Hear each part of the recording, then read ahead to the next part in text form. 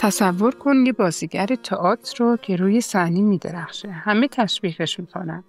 اما پشت پرده از خودش میپرسه اگه امشب حضورم رو ندیدند، آیا باز من همان آدم سابق هستم؟ تیپ 3 ها دقیقاً همین حس رو دارن. موفقیت براشون مثل اکسیژنه. اما گاهی فراموش میکنند بدون ماسک هم میشه نفس کشید. تیپ 3 انیاگرام مانند ستاره درخشانه که می‌درخشه تا وجودش رو اثبات کنه. چالش اصلی اونها اینه که بفهمن ارزش ذاتی اونها به موفقیتاشون وابسته نیست. اگه یاد بگیرن با خود واقعیشون ارتباط برقرار کنند، میتونن هم موفق باشند و هم اصیل. نقاط قوت تیپ 3 ها استعداد ذاتی در دیدن چشم انداز موفقیتی، مثل یک کارگردان که از قبل صحنه پایانی رو میبینه و بقیه رو با خودش همراه میکنه و انرژی زیادی که دارن حتی میتونن از یه فنجون قهوه ساده هم یه مراسم افتتاحیه بی‌نظیر درست کنند. نقاط ضعف تیپ 3 اعتیاد به تحسین هست. مثل کسی که عادت کرده هر روز به آینه نگاه کنه و بگه تو زیبایی و حالا بدون اون آینه احساس ناخوشایندی پیدا میکنه.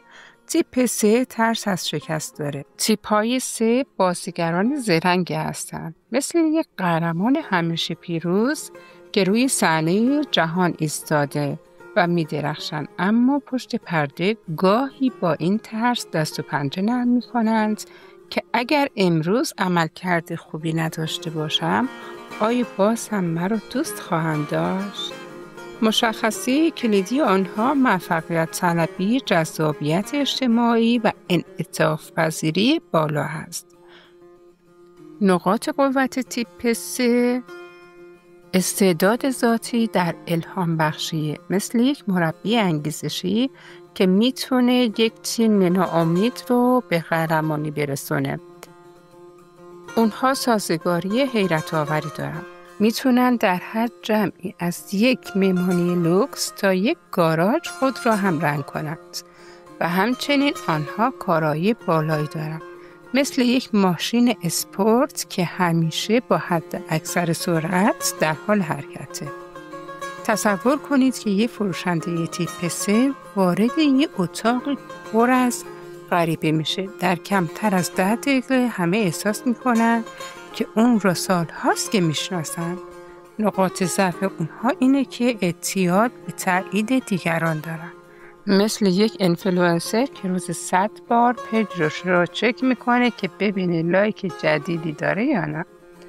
ترس از اصالت دارن. گاهی اونقدر در نقش یک فرد موفق غرق میشن که فراموش میکنند واقعاً چه کسی هستند.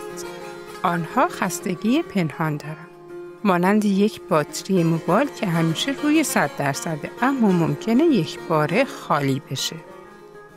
آیا تو هم گاهی احساس میکنی که داشتن با بودن برات یکی شده؟ مثلا اگه شغلت رو از دست بدی، آیا هنوز هم دوست داشتنی هستی؟ تیپ 3 عزیز، تو مثل یک الماسی، نیازی نیست همیشه بدرخشی تا با ارزش باشی. گاهی هم میشه بدون تماشاگران زندگی کرد، باز هم خوشحال بود.